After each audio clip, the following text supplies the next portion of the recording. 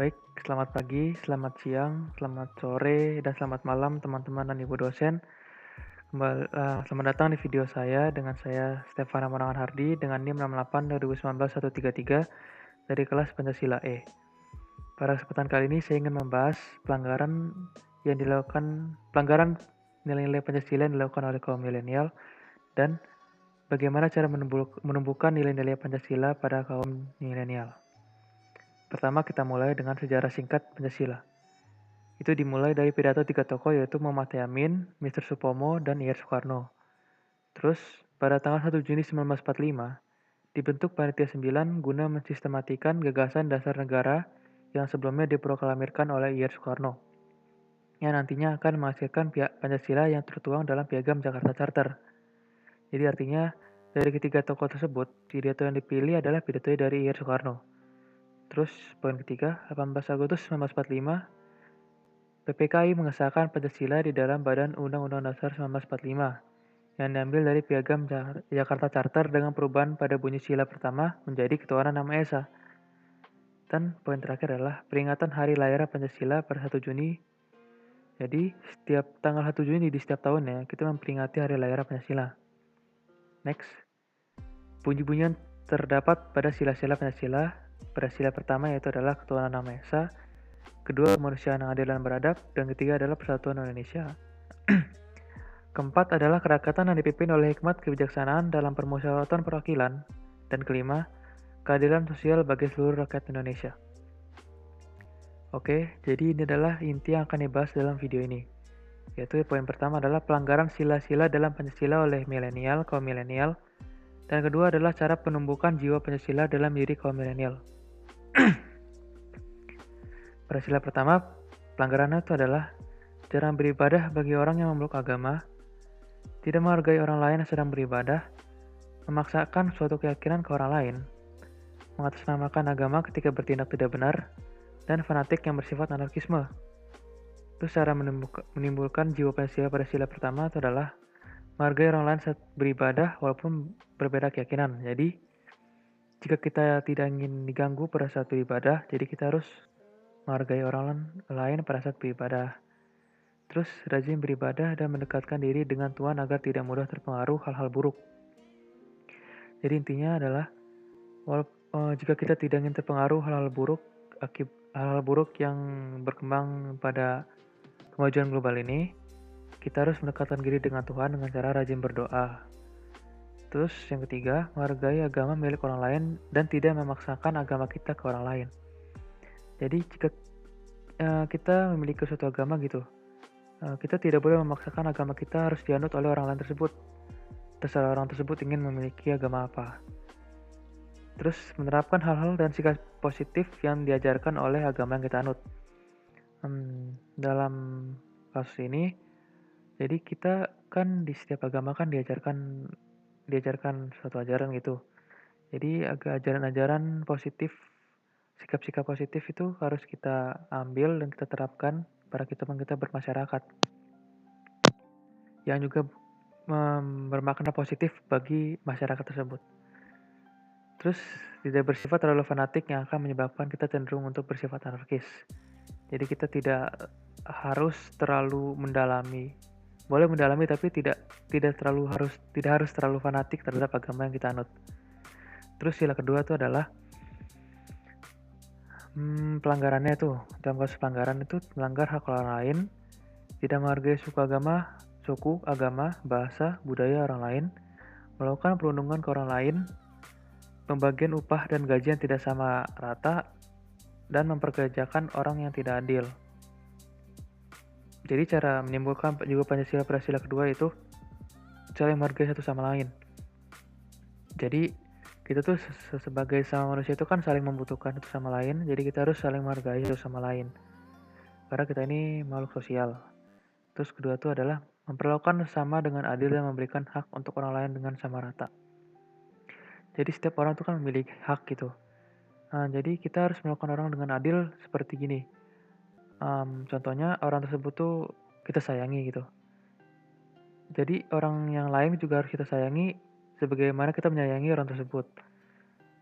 Dalam kasus dalam kasusnya ini kita harus membagi sama rata ini dalam kasus keluarga gitu. Jika kita memiliki dua keluarga, dua saudara atau lebih, kita harus sama-sama membagi kasih sayang kita rata untuk saudara-saudara kita yang lain.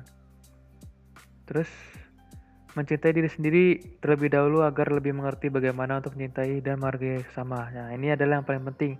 Jadi dengan kita mencintai diri sendiri dan kita menghargai diri kita sendiri, ya kita mengetahui bagaimana kita harus mencintai sesama.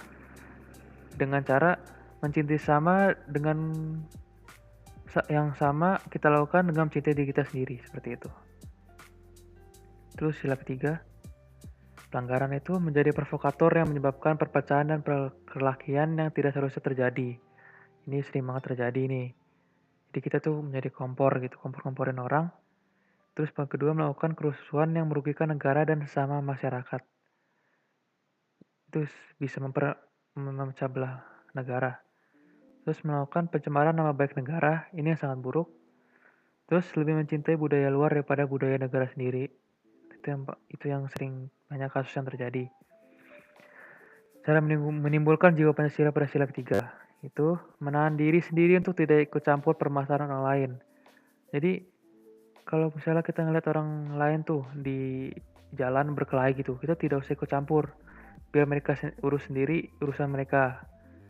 Tapi jika salah satunya sudah main fisik gitu, kita harus mencegahnya dan bertanya terlebih dahulu masalahnya apa gitu agar bisa diselesaikan dengan baik. Terus lebih menghargai budaya negara sendiri dibandingkan budaya lain. Oh ya, ini lagi sedang banyak terjadi nih.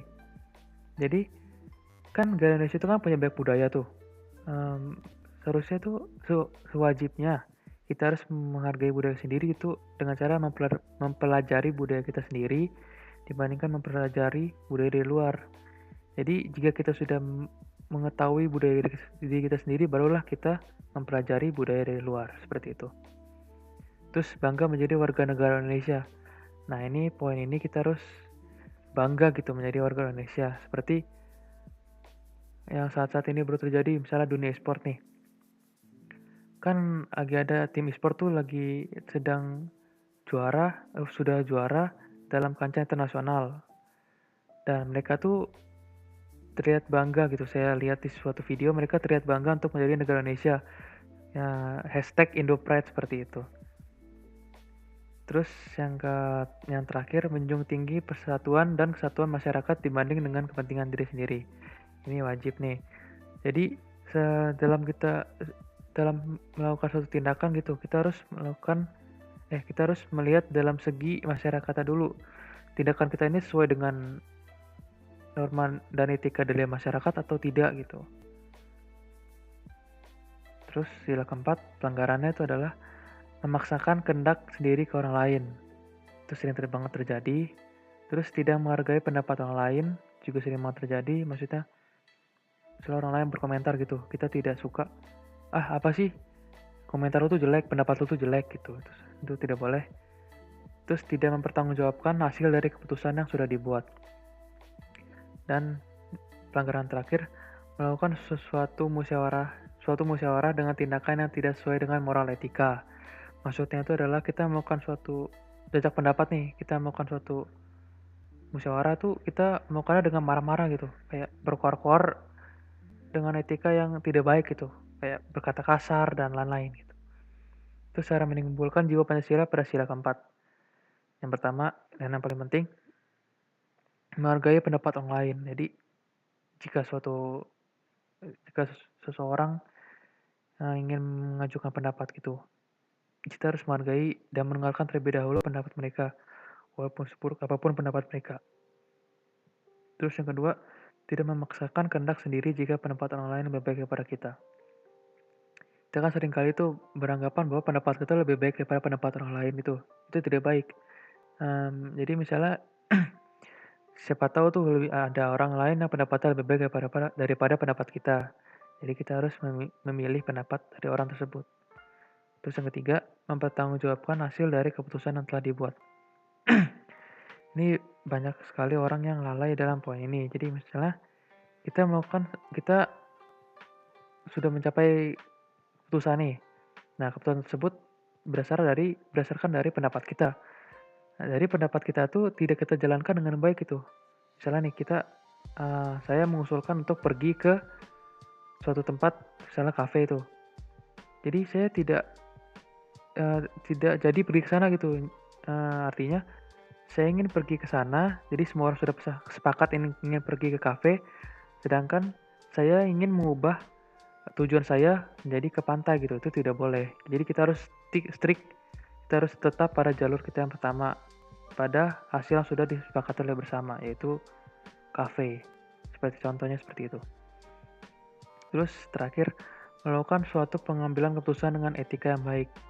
Jadi dalam bermusyawarah itu, kita harus melakukannya dengan baik, dengan kepala dingin, tidak marah-marah.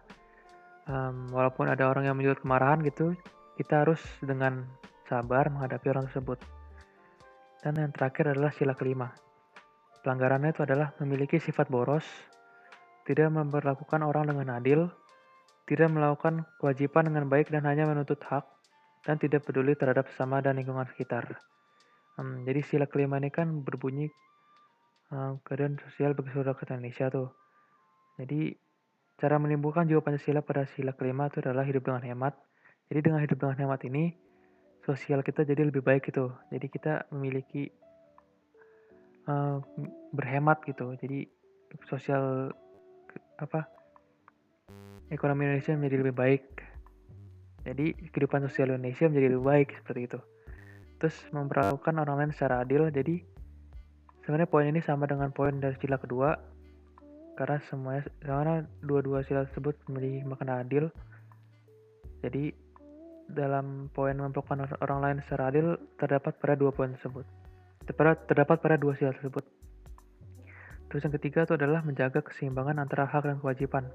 Ini sangat penting karena karena kita memiliki hak nih.